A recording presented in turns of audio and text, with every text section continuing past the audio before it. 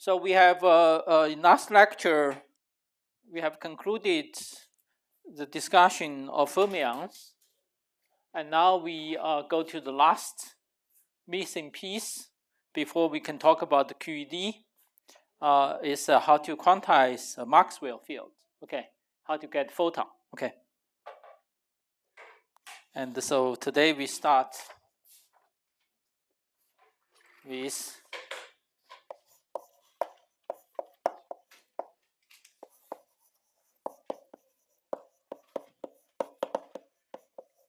okay. So this is a short chapter. I think we should be able to finish it just this week in 2 lectures. So first, let me just remind you some aspect of the classical Maxwell theory. And then we will talk about this quantization. Okay. So so the Lagrangian, say for the classical Maxwell theory, can be written as Lagrangian density, can be written as F mu mu. So F mu mu is just the standard partial mu a nu equal to partial nu a mu, and the J mu is just electromagnetic current.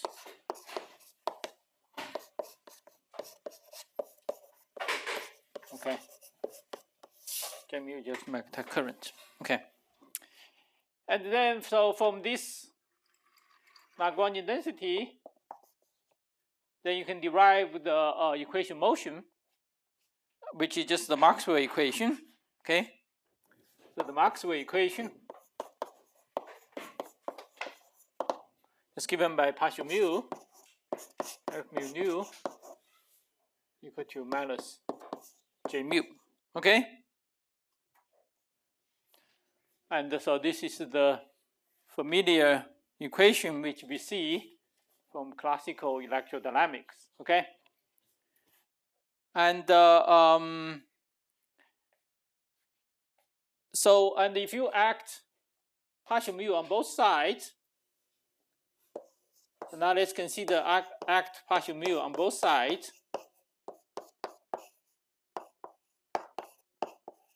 Since F mu mu is by definition symmetric, it's anti-symmetric, so this is automatically 0. And so this tells you that the current, by consistency, the current has to be conserved. Okay, the current which are appearing on the right-hand side of the Maxwell equation have to be conserved. Otherwise, you don't have a consistent equations. Okay.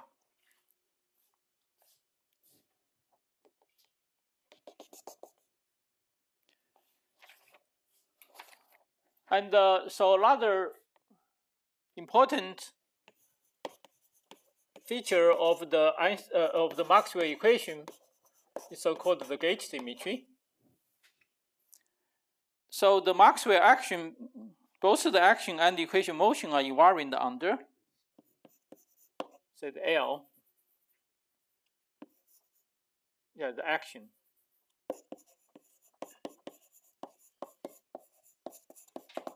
So you integrate this over full space-time. So it's invariant under the following transformation, that A mu goes to A mu prime equal to A mu plus partial mu lambda x. Okay, and here the lambda x is an arbitrary function of space-time coordinates. Okay, it's an arbitrary function.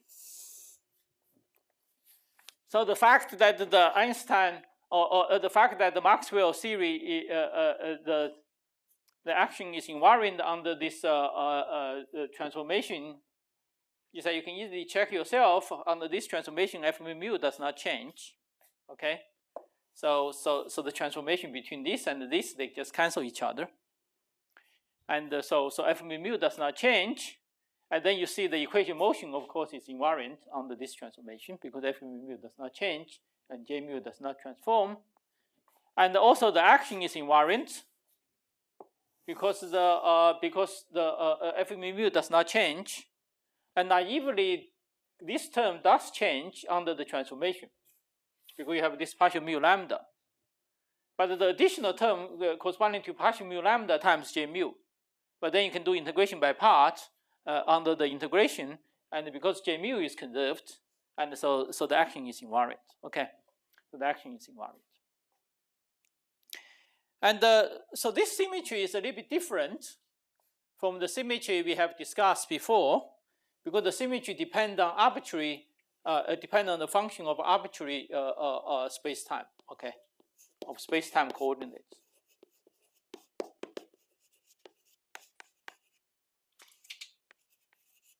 Okay, so for this reason, and the previous symmetry we have talked about, the transformation parameters are independent of the space-time coordinates. Okay, they're constants, and so that's why this is called the local symmetry.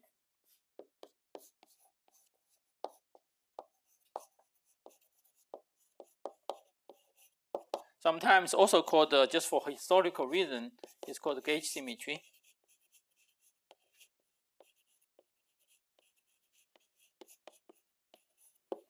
Okay, it's called the local symmetry or gauge symmetry. And yeah, in contrast to the global symmetry which we encountered before, whose transformation parameters are space-time independent. Okay. So the gauge transformation, the gauge symmetry and the global symmetries, even though they are all symmetries, but they have very, very different physical interpretation. Okay, so global symmetry is a genuine symmetry. Say when we say the series translation invariant, means that when you what's happening here in Boston is the same happening in, say, in Washington D.C. Okay, it's genuine things are invariant under that. But the local symmetry is very different. Okay, so the local symmetry means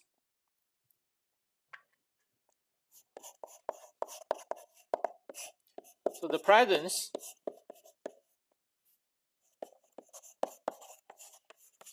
of gauge symmetry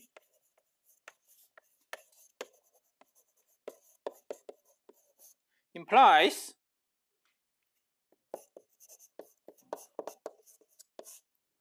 that the system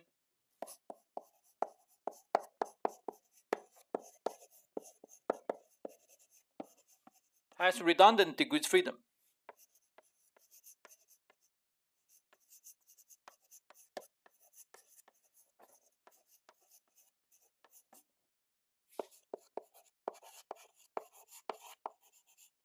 Okay.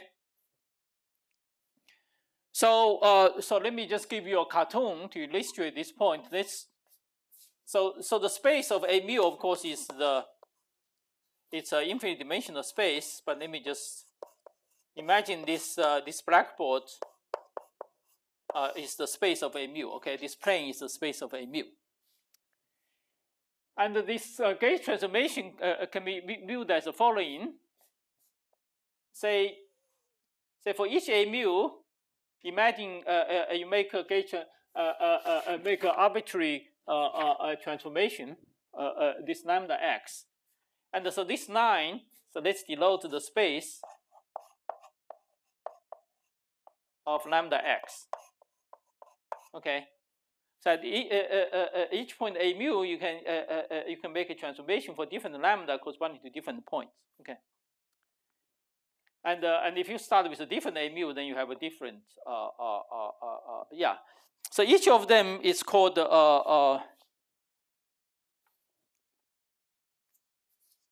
so each of them is called the orbit of gauge transformations. Okay, and they are parameterized by lambda. Okay, and they are parameterized by lambda. And the fact that the physics is invariant under this transformation means that the physics at this point for this choice of A is the same as for this choice of A. Okay, and similarly, the physics on this choice, just physics on the same orbit is the same. Okay, they describe the same physics. So in other words, only a cross section. So you can have many orbit. Okay, so in each orbit we can just choose a representative point, and then the physics only depend on a cross section of these all these different orbits. Okay, so physics only depend on a cross section. Okay, so a section, a cross section of this orbit. Okay, yes. Yeah, lambda. So different point corresponding to different lambda. So you view this as really as an infinite dimensional space, and so each point corresponding to a different choice of lambda, because lambda can be an arbitrary function. Okay, and yeah. So yeah, let me just parameterize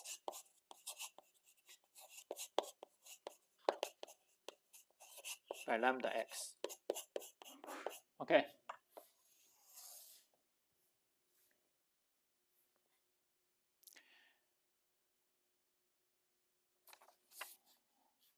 So this means, so the fact that we can choose this lambda arbitrarily, so this means there's, so in this case, so there's one scalar degree of freedom. So lambda is just a scalar field, can be viewed as a scalar field in space-time coordinate. So there's one scalar degree of freedom as parameterized by lambda.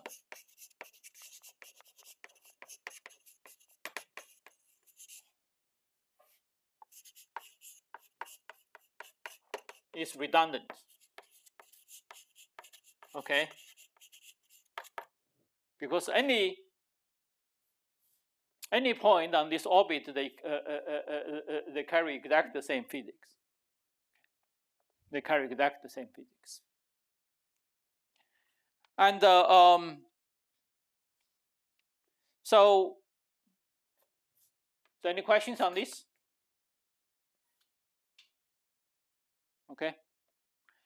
So if you remember, in classic ENM, when you solve the Maxwell equation, we have to, the physics, the physical object or the physical quantities, they're all independent of the choice. Yeah, so each choice of this section is called a gauge. Okay, choice of a gauge. And so the choice of a section is called the choice of a gauge. So when you solve the Maxwell equation, typically you choose such a section, you choose a gauge, and then you can just solve the Maxwell equation within that gauge so that you no longer have redundant degrees of freedom. Okay. So often this gauge is chosen so that you can solve the Maxwell equation, simplify the task of solving the Einstein equation, the Maxwell equation. Okay. So we often solve Maxwell equation by fixing a gauge.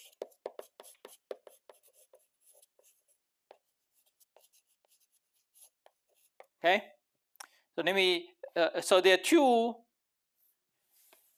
common examples which we use to solve the Maxwell equations.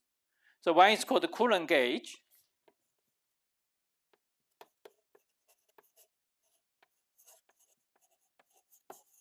Okay, so in this gauge, you require the spatial component of A mu's satisfy this equation. Okay, so I will use the notation that a mu equal to phi. So the zeroth component I call phi, and then the spatial component, the time component I call phi, the spatial component I just call a vector. And also I often write J mu as the rho, which is a charge density, and then the electric current J. Okay. So in this Coulomb gauge, then the Maxwell equation simplify. Okay, so you look at this equation and you look at different components. Okay. And so we're not going into detail. Let me just write down the answer. When you impose this Coulomb gauge, you find that the Maxwell equation become the following. So let me call this equation 1. Call this equation star. So you find that in the Coulomb gauge, you find that the equation star become. So the time component become so-called the Poisson equation. And then the spatial component become like this.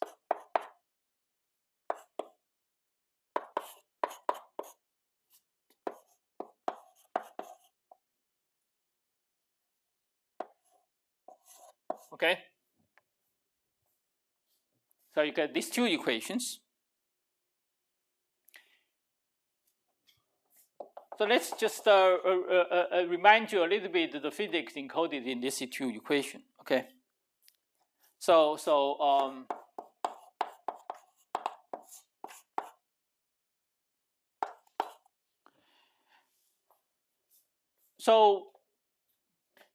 this is the equation which we can use rho, the charge density distribution, to solve for the electric potential. Okay, for the scalar potential. But notice that this equation does not involve in time derivatives.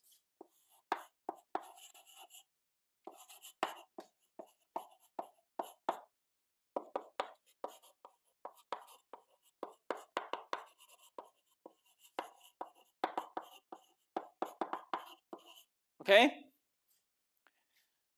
So this is not dynamical. So phi is not dynamical.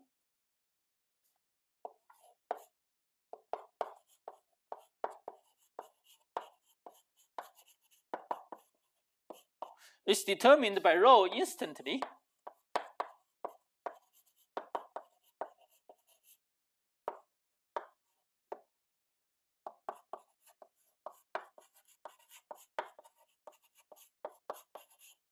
Okay, so this means that the configuration of phi at a given time is just determined by the configuration of rho exactly at that given time. Okay, and there's no dynamics in the phi itself. Okay, there's no time derivative in phi. There's no dynamics in the phi itself. So this is first. The second thing is that let's see what this Coulomb gauge condition means. So if you look at this condition, when you go to momentum space, say let's Fourier transform, go to momentum space, and then that just become k dot a equal to 0. Okay? So that just means that yes? But in the expression for a, shouldn't it be minus phi? Because it's like a sub mu, right? Which should be minus phi? Like a sub mu equals minus phi comma a. Because like in the sorry, which equation you say is? Yeah, right under Coulomb gauge. Like in there. You mean here? Yeah, above that. No, this is my convention, right? Oh. Yeah, this is my convention. Yeah, you can call it minus phi, you can call it positive phi. Yeah. So in momentum space, you can just write it as this. So this just means that the component of A parallel to the momentum is 0. Okay, A only have component which is perpendicular to the momentum. Okay, to the spatial momentum. So if we can write A as the longitudinal plus A transverse. Okay, so longitudinal is defined to be the component of A, which is proportional to K. So AIL, when you go to the Fourier space, will be proportional to K. Okay, and then the AIT will be transverse to K, means that AIT dot Ki equal to 0. Then the Coulomb gauge means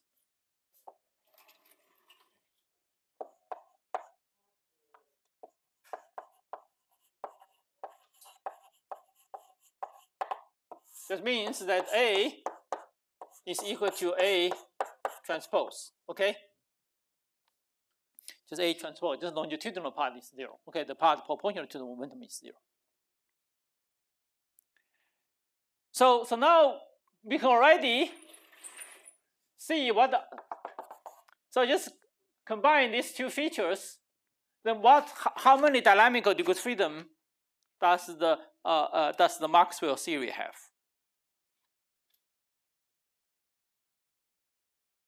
Yes? 2. Why is 2? Yeah, because phi is not dynamical, so you don't care about that. Yeah. You have 2 transverse. That's right. So phi is not dynamical, we don't care. And then this AI is 0. And so you only have the transverse component. Transverse component is perpendicular to the momentum direction, and you only have 2 independent components. Okay. So we find there are only 2 transverse dynamical degree freedom.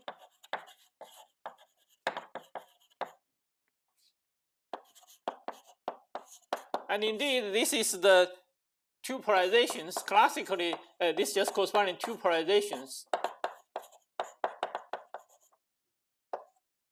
of electromagnetic wave. Okay, so if you look at the EMF, so you only have 2 independent polarizations. Okay,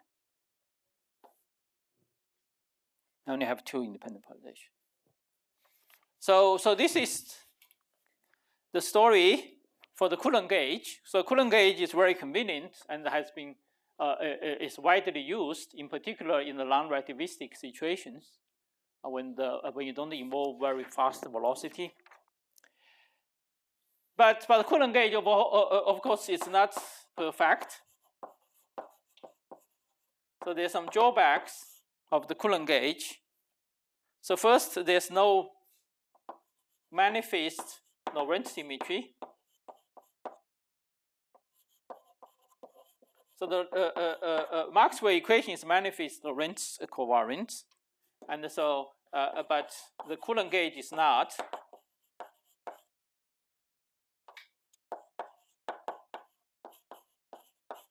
Because this condition certainly is not covariant. Okay, it's not covariant. It's not the same in different frame. Okay, and one consequence of this manifest this loss of the manifest Lorentz covariance is this phi equation is determined instantaneously.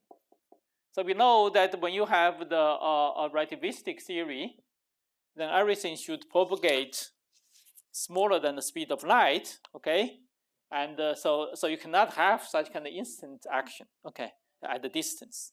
So this implies instant action at the distance. Okay. And so, and this is an artifact of the Coulomb gauge. Okay, this is an artifact of Coulomb gauge. And the underlying physics is certainly not. Okay, so for example, one consequence of this is that the causality is not manifest.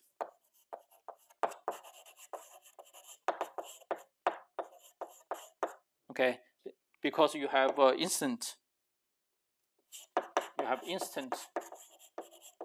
action at the distance.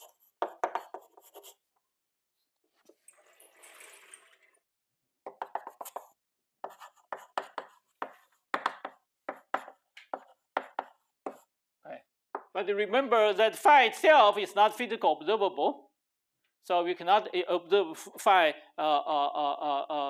physically. So it's okay for phi to have instant this action But of course, the electric field and magnetic field, they are causal.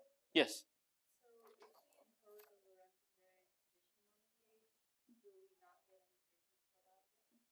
Yeah, we will not. Yeah.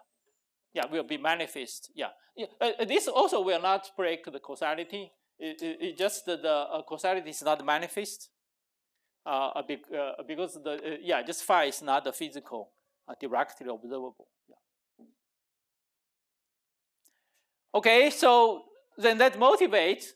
So that's why the Coulomb gauge are mostly suitable in the case which involving no velocities in the non-relativistic situation, which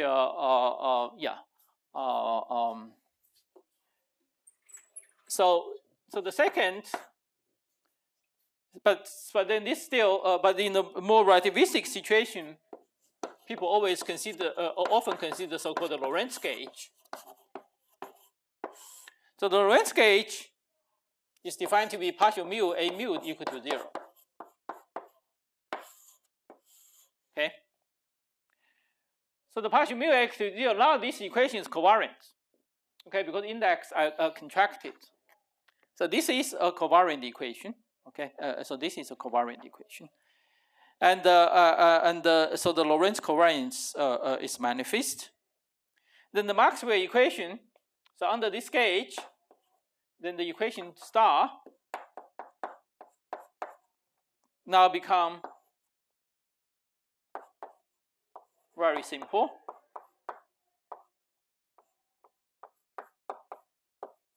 Okay, just become that. Okay, so you see this equation is indeed covariant.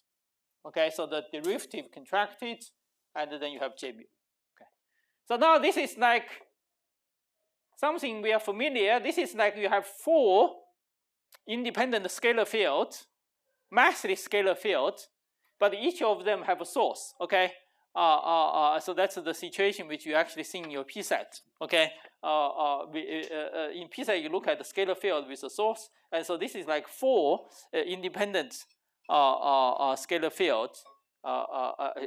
Each is sourced by J mu. But of course, they are not independent because we have this gauge condition. Okay, we have this gauge condition. And also this gauge condition, of course, is compatible with this equation because if you act partial mu, partial nu on both sides, and then because of this gauge condition, this the left hand is 0, and the right hand side is also 0 from the current conservation. Okay, from current.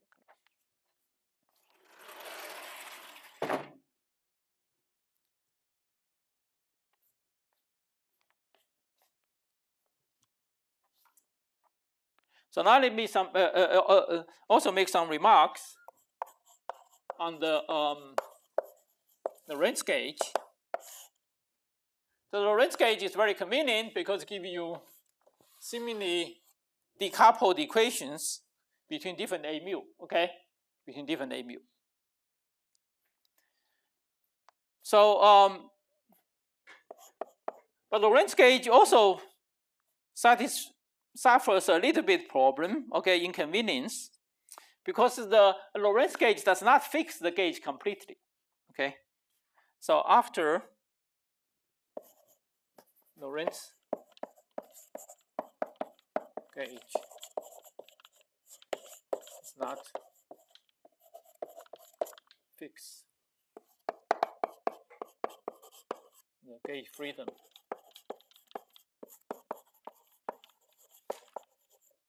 completely. So there's still some residue gauge symmetry left. Okay, so consider a mu goes to a mu plus partial mu phi. Okay, and if phi satisfy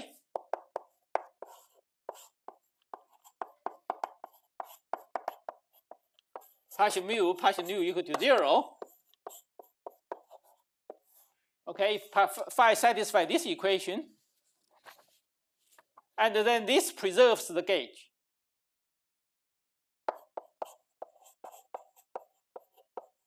Preserves the condition. Preserves this condition. if phi satisfies the equation. Okay, so this tells you that the gauge freedom is not completely fixed. Okay, so now let's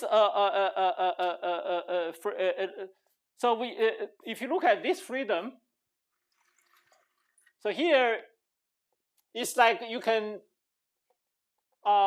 shift lambda is an arbitrary scalar field. It's an arbitrary function. So you can view it as an arbitrary scalar field, okay, with no constraints, okay, with no constraints. We can say it's an arbitrary off-shell scalar field, okay.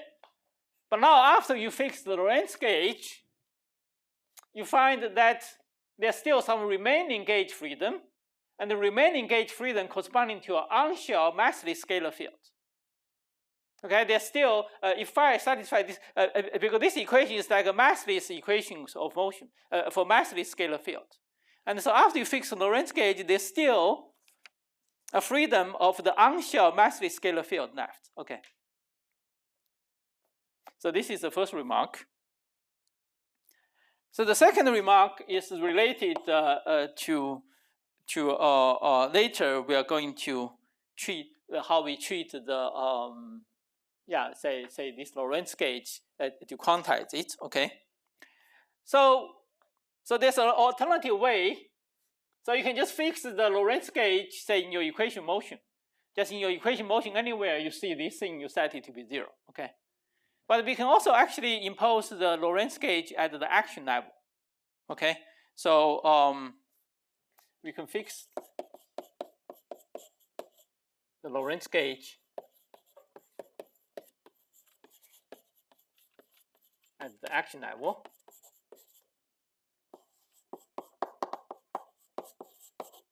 As follows. So we consider a new action, say a new Lagrangian related to the previous one by a shift, like this. Okay, and lambda here, let me not use lambda because so that to be not just psi. Okay, so psi here is arbitrary constant.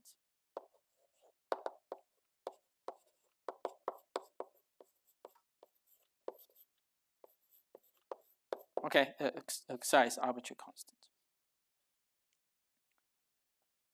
So now let's look at this new theory, which is obtained from the original theory by adding this term. Okay, so now let's look at this equation motion. So if you look at this equation motion, then you find it's given by the following form: partial square a mu. So partial square just means the partial mu. Okay, and then you have lambda minus 1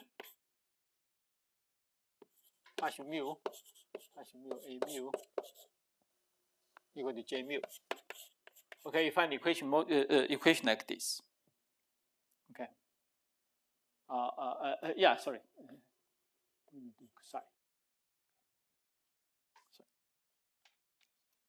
So you see an equation like this. So this is equation. You get this new term because of this new term. Because of this term in the Lagrangian. Okay. So now let's act partial mu on both sides.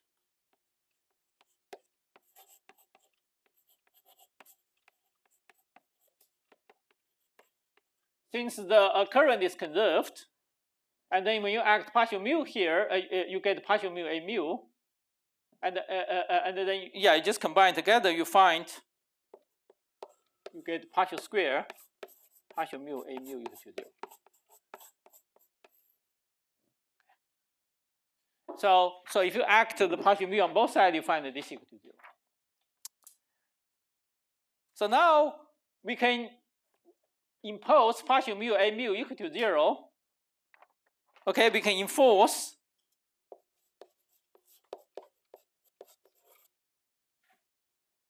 with star star by imposing boundary conditions.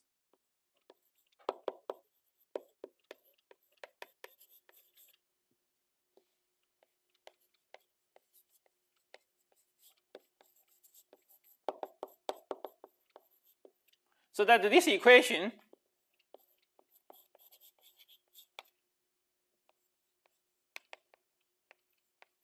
only has trivial solutions, which means that this partial mu and mu equal to 0. Okay. Sorry, I'm running out of space here. Okay. So you can so you have this equation, and now you can enforce that the Lorentz gauge by putting the boundary conditions, so that this equation only have 0 solution. Okay. And then equivalently, then you have imposed the Lorentz gauge. But the nice thing of this approach is that now you can treat it as action level, and the advantage we will see later. Okay, because in quantum theory, the action is very important, in particular when you do the path integral. In particular when you do the path integral. Any questions on this? Yes. You go into a little more detail about like what the specific boundary conditions would be, like make it on it? Yeah. We will do it later in your PSAT. Right. Yeah. So we will touch on this question when we will touch on this question when we quantize it. This feature will become very important, and then you will have opportunity to work out in detail in your PSAT. Yeah. Other questions? Yes. Is there a subtlety as to when it doesn't matter when you fix your gauge at the action level or later on once you get your equations? Yeah, it's just a little bit easier. Yeah, just yeah. Later when we do the path integral, you will see it's easier. Yeah. Classically, there's no difference, but quantum mechanically, we always want to do it at the action level. Yeah. So do we have an extra constant now? Sorry? Do we have an extra? Yeah. Yeah, we have actual a constant, but the physics should not depend on this constant.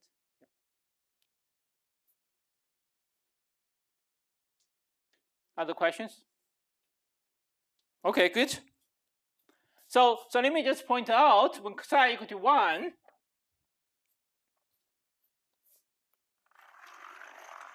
the story is particularly simple. So for general psi, you get this more complicated equation. But for psi equal to 1, you notice that here this term just 0. And then you just, even with this new Lagrangian, you get exactly the same equation motion as in the as if you have imposed the Lorentz gauge in the equation motion. Okay, so psi equal to 1 is particularly simple.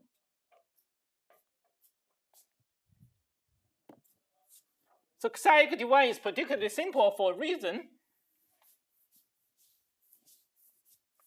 So if you put psi equal to 1 here, okay, if you put psi equal to 1 here, then you will find that this term actually cancels with some of the term in this L exactly. So you actually when psi equal to 1, you find that the action now become the Lagrangian become the following: become 1/2 partial mu a nu partial mu a nu minus j mu a nu. Okay, just become very simple. Again, just the action now become like you have just a bunch of free scalar fields. Okay, massively scalar fields. Okay.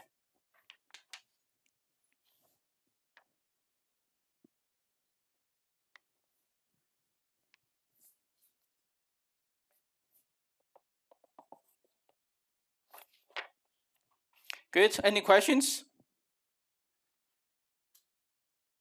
Yes?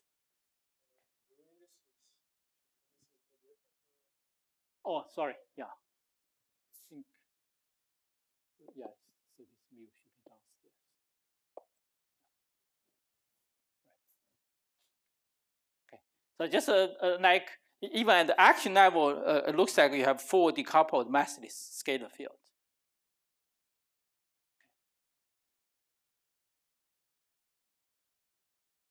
Okay, good. So now we are ready. So this is a quick review of the classical story. So now let's discuss how to quantize it.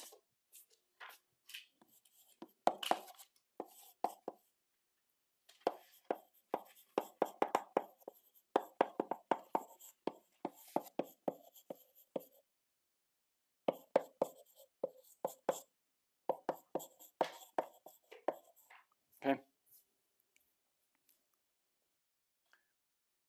And so we will first do the standard canonical quantization. Okay, write down the most general solutions to the operator equations, and then we will discuss using the path integral. Okay, using the path integral. The path integral is convenient for treating interactions, and so canonical approach is the convenient for understanding what's the physical degree freedom to understand what's going on physically. Okay. So for simplicity, let's just forget about the J mu. Okay. So let's just look at the Maxwell theory itself.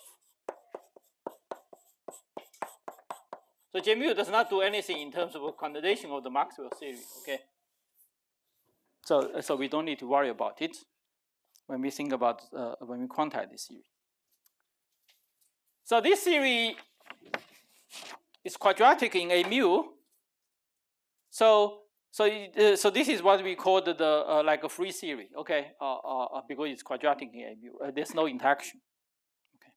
So in the absence of source, in the absence of the charge density or current density, the Maxwell theory does not have low self-interaction. Okay, have low self-interaction. So the photon is free. Okay, in the absence of the sources.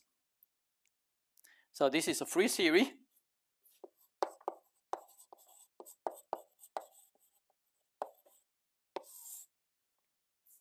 But the quantization of this theory is actually very subtle due to the following reasons. Okay. So subtleties.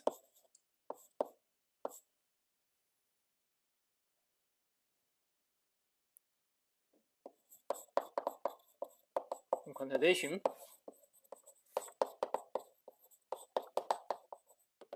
First, you said because of the gauge symmetry,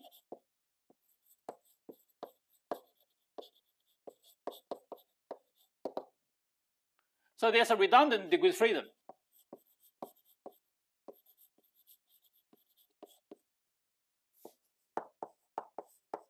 Okay, they are redundant degree of freedom which are unphysical. Okay,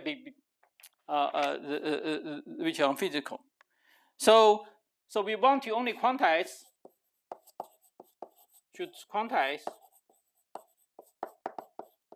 only physical degree of freedom.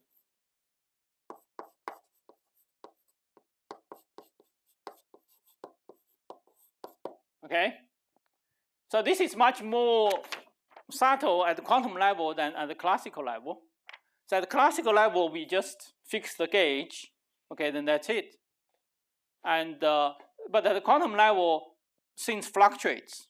Okay, so you have to make sure the fluctuation you look at corresponding to physical fluctuations, not corresponding to fluctuations of those unphysical degrees of freedom.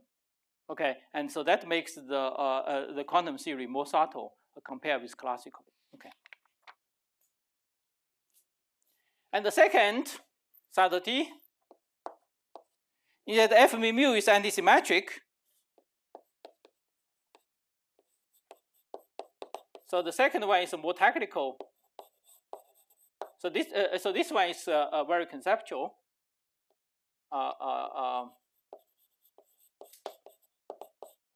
It's antisymmetric. So that means there's no term partial zero A0 term. Okay. Because this is symmetric between the two indices, and these are antisymmetric between two indices. there's no A0 partial 0 A0, then that means there's no time derivative term for the A0 component in your action. Okay? So that means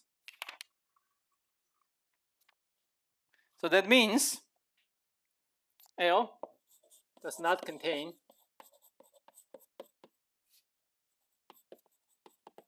time derivatives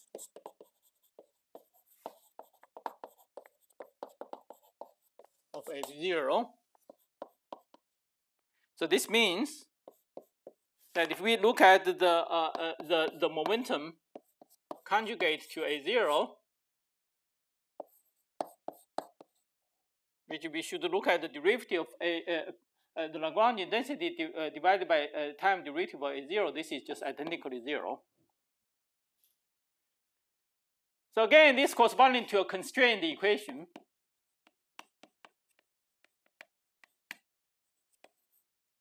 This is not. This does not express a canonical momentum in terms of the A0 dot, okay, or the time derivative of anything. So this is a constrained equation. And again, if you want to treat properly, we have to use constrained quantization. Okay, we have to use constrained quantization. And so this leads to subtleties. Okay. So because now, remember we said since that the constraints are lowering when we already discussed for the Dirac equation, and there we avoided going into such kind of constrained quantization by using a trick. And here we will do similarly. Okay, we will not directly deal with constrained quantization, but we use some trick to go around this issue.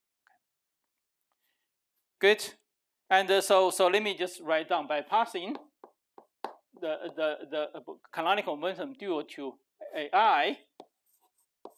Then this is AI dot.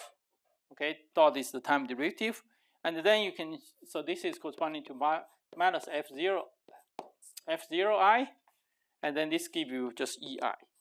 Okay, so the canonical momentum corresponding to AI is just electric field.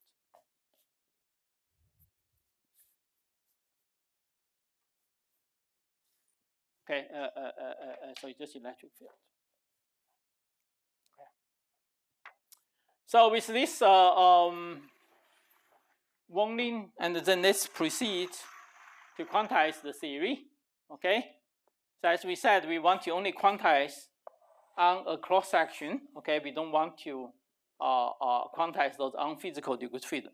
Okay, those unphysical degrees of freedom. And so we have to fix the gauge. Okay, so we have to fix the gauge.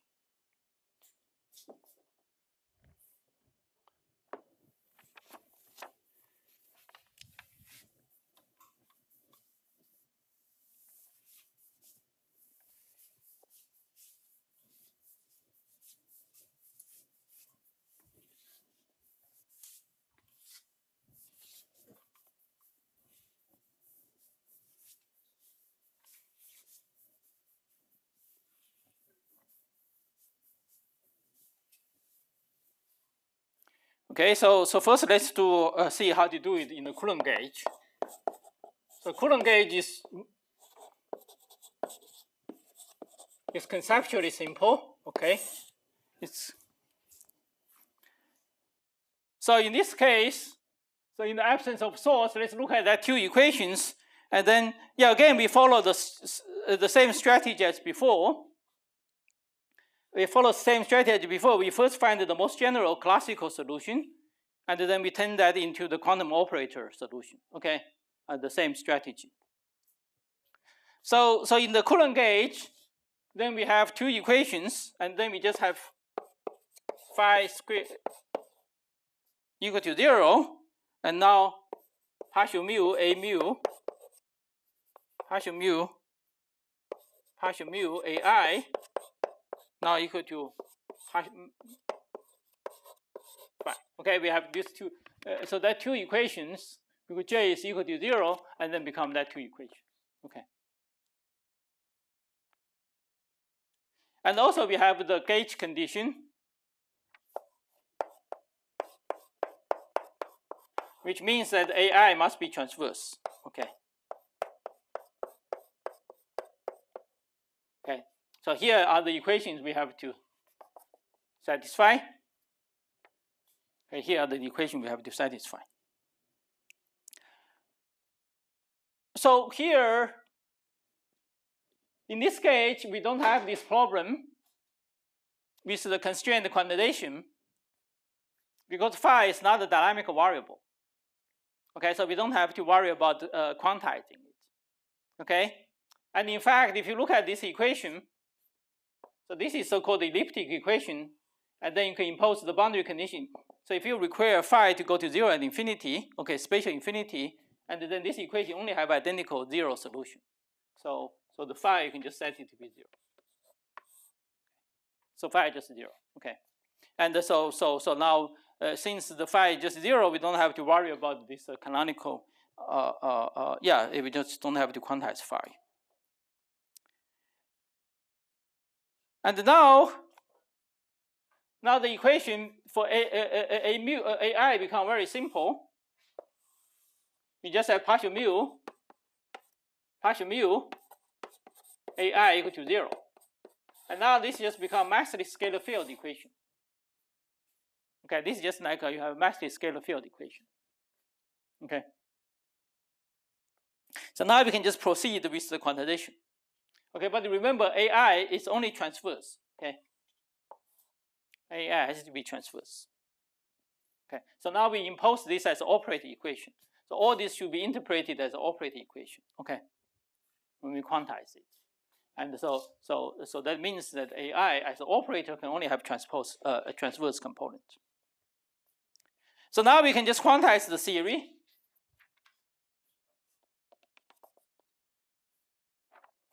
Okay, so the solution to this, of course, we already know. Okay, so we can just now proceed with the quantization. So the first step is that we have to write down the canonical commutation relation. So this means that AI with pi I, pi j should be I delta ij. Okay, we have to impose this. Okay. So this equation in the current context, if I write it carefully, is the AI t xi tx, and then ej tx prime. So this should be equal to I delta ij delta x minus x prime.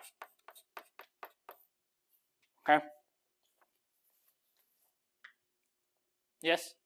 So when we have to choose like the fix our gauge to start quantizing the theory, is there a reason why we're using the Coulomb gauge here? We kind of discussed it violates causality and stuff like that. No, it does not violate causality, right? Just causality is not manifest. It does not violate causality. What does that mean? To be not manifest? Means that the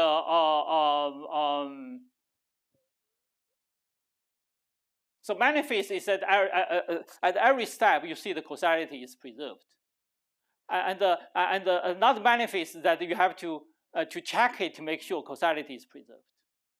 Yeah. So I say this equation is covariant. I don't have to check it. I know this is covariant. I look at the equation, it's covariant. Okay. But then if I look at this theory, I don't know that theory is covariant. But this theory is actually covariant. So the way to check its covariant is you check its observable quantities. Yeah, but phi is not observable quantity. So that's why we say it's not manifestly causal. Yeah. So Coulomb gauge is a convenient gauge to use. Yeah, even quantum mechanically. Yeah. Yes. So the canonical momentum here is not related to like the field momentum E cross B, right? Not related.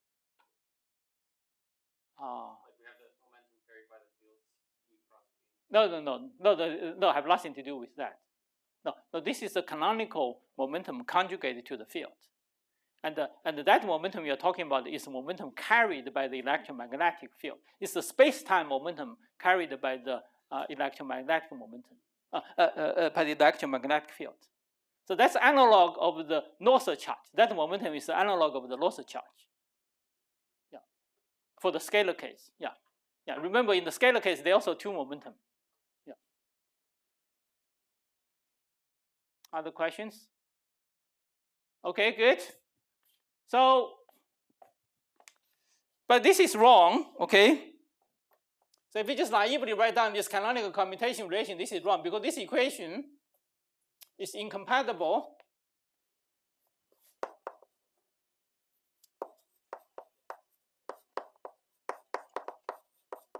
with the Lorentz gauge condition, okay?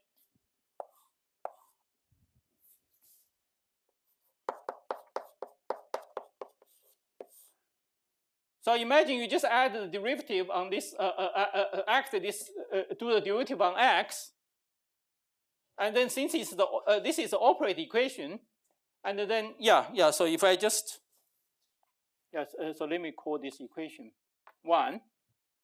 So if you act partial I on 1, then the left hand side I have A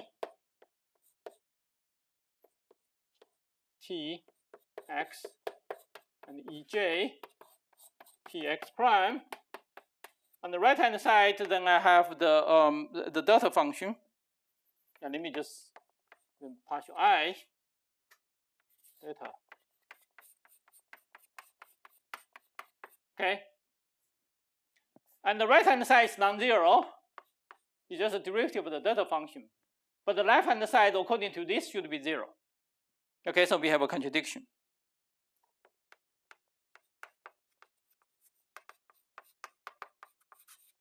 Okay, so this equation cannot be right, and the reason is simple. It's because this equation also includes the longitudinal degree freedom. But we said AI can only be transverse. Okay, but this equation actually is a 3 component. So only also include the longitudinal. So we should not include that. Okay, so what we should do, it should be only look at the AIT. Okay.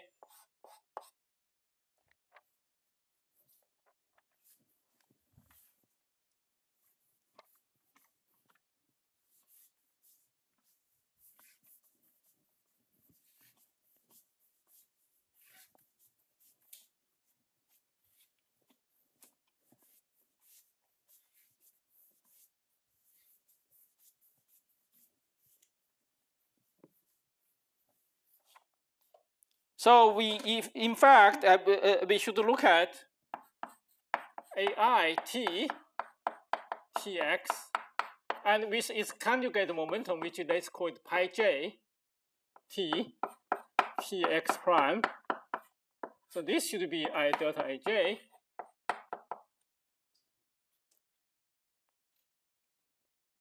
That's 3 x minus x prime. Okay, so we should look at the only the transverse component. Okay, and the pi I the transfer the conjugate momentum for the transpose AI, if you start from here. Okay, so you easily convince yourself from here. You can find it from yourself. Okay, this is just equal to partial 0 AIT. Okay, it's just partial 0 AIT. Just the time derivative. So remember here, EI is equal to partial 0 AI minus partial I A0. And this part is 0 because phi is equal to 0. And then here, if you take AI to be transposed, and then pi transpose just equal to that. Okay. But this equation is still not correct because the left hand side is transverse, but the right hand side is not transverse. Okay. So here we have to impose a transverse projector. So rather than write it as a delta Ij, what I should do is I write it as a transverse projector. Okay, so Pij is that when you act, so AIT, so Pij is the if you act this on Aj, it projects into the AIT. Okay, so So this is the transverse projector.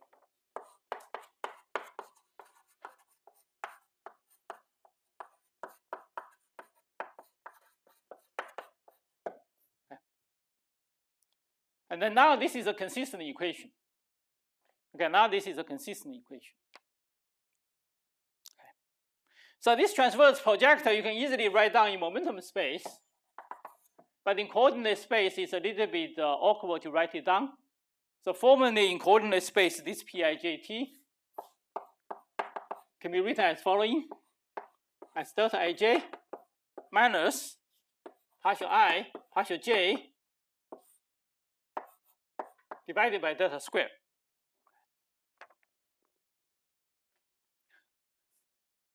Okay, and so so you can easily understand the meaning of this equation,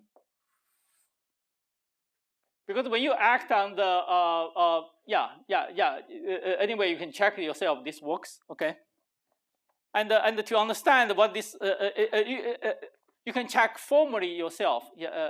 This works. Okay, give you to the transpose. You can understand this equation by going to momentum space. Going to momentum space, this just become ki. This kj, this just become k square. Okay, this just ki times kj divided by k square. Okay, and so the coordinate space definition of this just corresponding to the Fourier transform of the momentum space expression. Okay, just formally write it as this. Okay, it's formally write it as this. Good. Any questions on this? Yes. So we don't really understand the operation of 1 over del square. We just say this is the coordinate space representation of the momentum space. Yeah. It's the we just use this to denote use notation to denote what we mean by the Fourier transform of the momentum space expression. Yeah. Yes. Do you mean like the inverse of the Laplacian when you write like 1 over grad square? Huh? Do you mean like the inverse of the Laplacian when you write like something over grad square? Yeah, I just this is just formal notation to make one thing you can check. You say if you have something like this, partial I aj, partial, so this is a longitudinal part of A. So one thing you can check yourself is that if you act this on the partial j ai, and then this will cancel with the downstairs, and then that gives the transverse part. Anyway, just try to treat this as a rotation. Okay. So momentum space is very easy to understand. Okay, so this is now our canonical commutation relation. And now we only quantize the physical degree freedom. Okay, we only quantize the transverse degree freedom. And everything else we don't worry about it. Okay, everything else we don't worry about it. And the transverse part just satisfies the standard massless equation motion. Okay, so remember, the transverse part just satisfies the standard equation motion. So now we can just immediately write down the most general expansion of AIT. We just write down the most general theory satisfies this. This is just like a massless equation. So we can just write also what we do previously.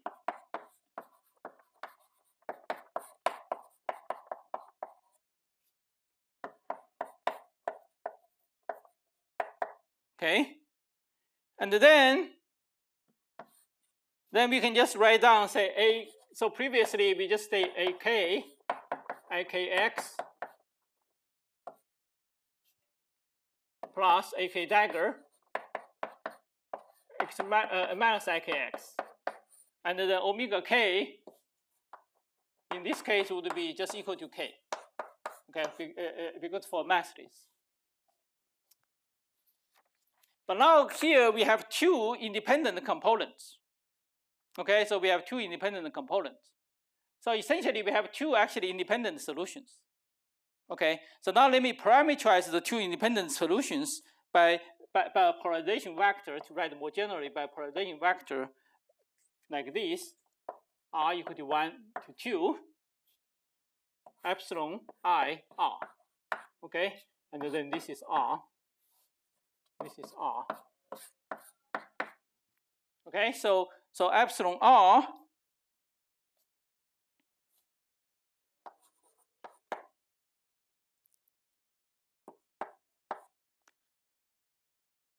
one and 2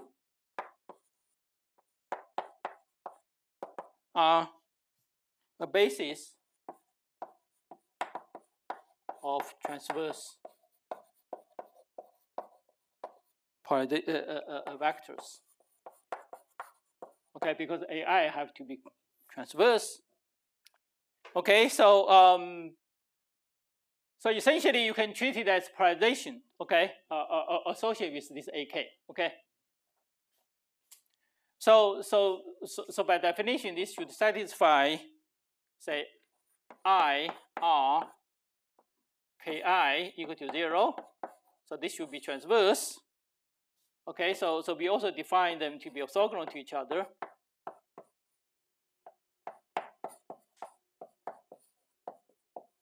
So R and S here just 1, 2. Okay. So this is orthogonality normal to each other. Orthogonal. Okay. And so they also satisfy the condition. So if you have two independent vectors, then when you sum them together, and then you should get the projection operator. Okay, so you should get the Pij, Pk. Okay. So epsilon I, they should be they are k dependent. They depend on the spatial momentum because they have to be orthogonal to the momentum. Okay, and this is just the momentum space version of this. This is the delta Ij.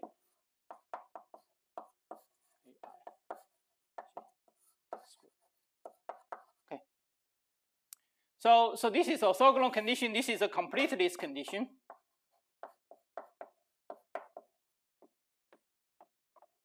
Okay. It's a completeness condition. Any questions on this? So now this is the expansion for AI. Okay.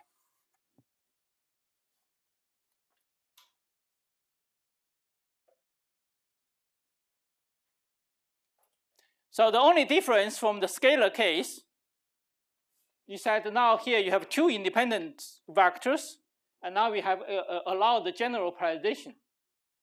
Okay, associated with I have parameterized the general solution using two independent polarization vectors. Okay.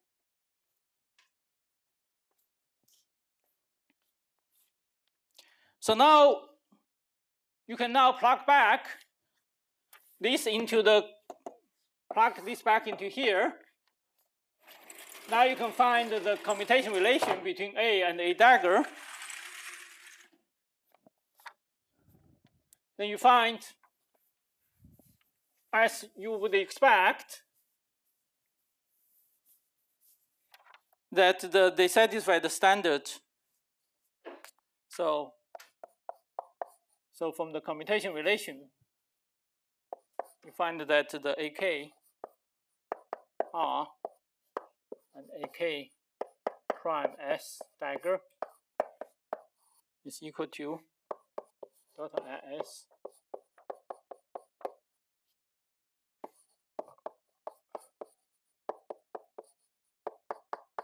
okay.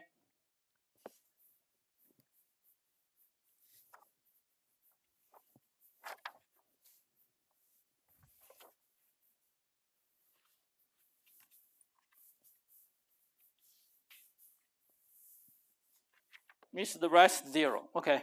So R and S equal to 1 and 2, and the others are 0.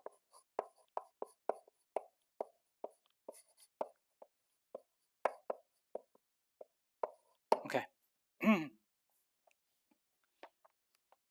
Okay, so now we can write down the Hilbert space. We obtain the Hilbert space again just from what we do. So we specify a vacuum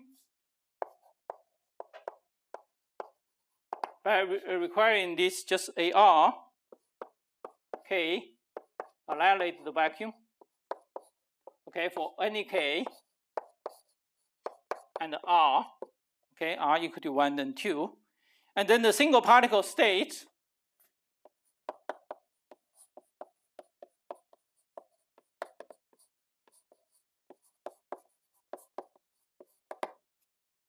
is given by you just AK, R, and the dagger acting on the 0.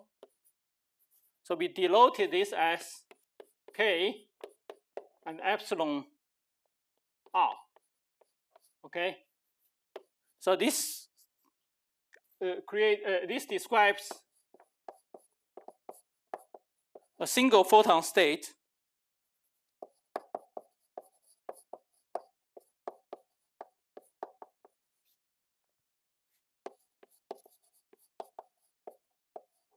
with polarization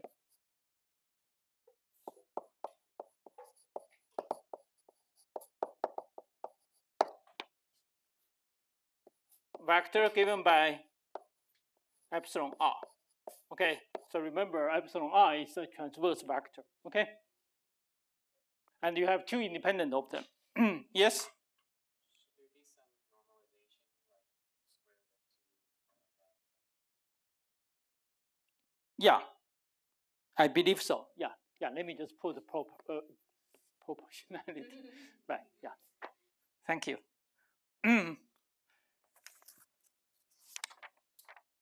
Okay. So yeah, so that concludes the story for quantization in the Coulomb gauge. So just to summarize, for the Coulomb gauge,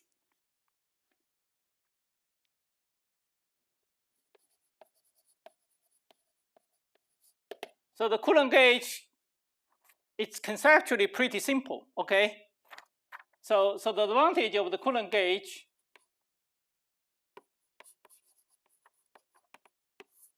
is that we can just directly quantize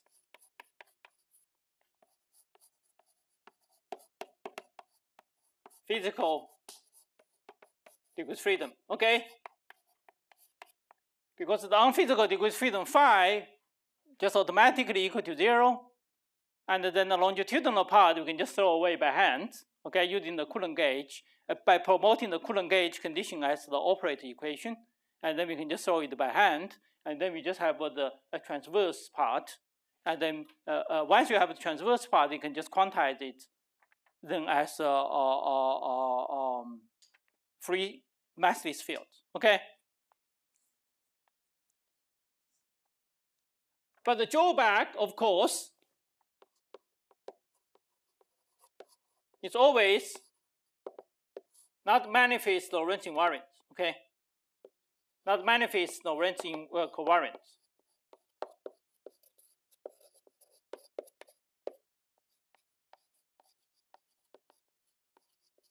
Okay.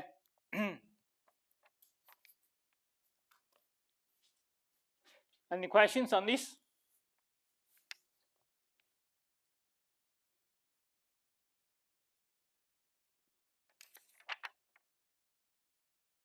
Good.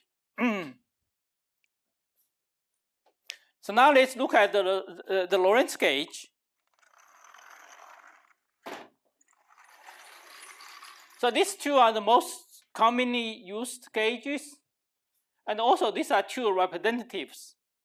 Okay, two representative gauges, and they because by quantizing them, they involving completely different procedure and the thinking. Yeah, by contrasting the thing, what's happening in the Lorentz gauge and what's happening in the Lorentz gauge actually will be very instructive. Okay, so we will just consider these two cases.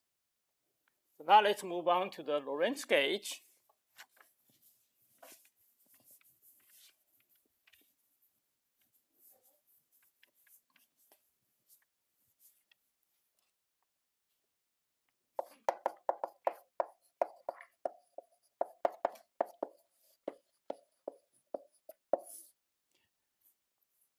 So in the Lorentz gauge, we will use a somewhat different strategy, because in the Lorentz gauge, so first is that the solving that the gauge condition become more difficult. Okay, and also in the Lorentz gauge there's a residual gauge freedom. Okay, so there are two things. So in the Lorentz gauge, instead we will start with this action. So we will start with this action.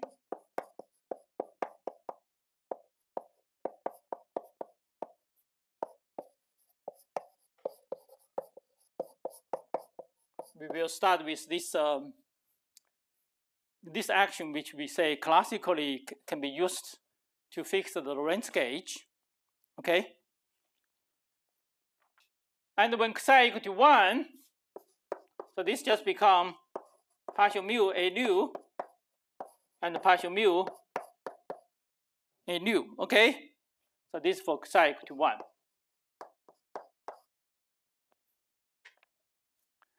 So you say this theory we know how to quantize. These are just 4 decoupled massively scalar fields. Okay, for psi equal to 1 is particularly simple. We just have 4 yeah. Oh, by the way, I should mention, once you have that form, and once you have this commutation relation, and once you have this relation, you can find any correlation functions of A. Okay, 2-point functions, propagator, Feynman propagator, retarded propagator, you can find all of them explicitly. So now this theory seems to be very simple. This is just like decoupled 4 matrix scalar fields. Okay, so we can just straightforwardly write down its canonical momentum. So pi nu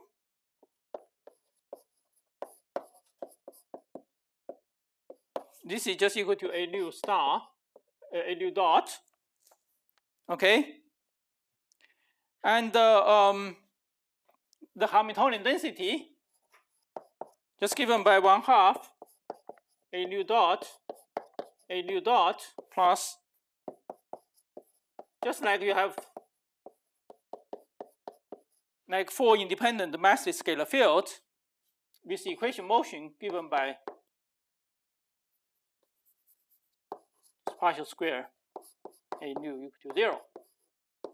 Okay? So now you can just completely take over. Okay, we can just completely take over what we did for the massive scalar. Okay, to write down the answer for the massive scalar, but we're running out of time today. So next time we will talk about. Say now you can just do treat it as a massive scalar, but then we have a problem. Okay, because we know that we just did the Coulomb gauge. We only have 2 physical degrees freedom, but here we have 4. Okay, so somehow we have to get rid of 2. Okay, then we will find ways to get rid of the 2. Okay. Okay. Yeah. So yeah, let's stop here for today.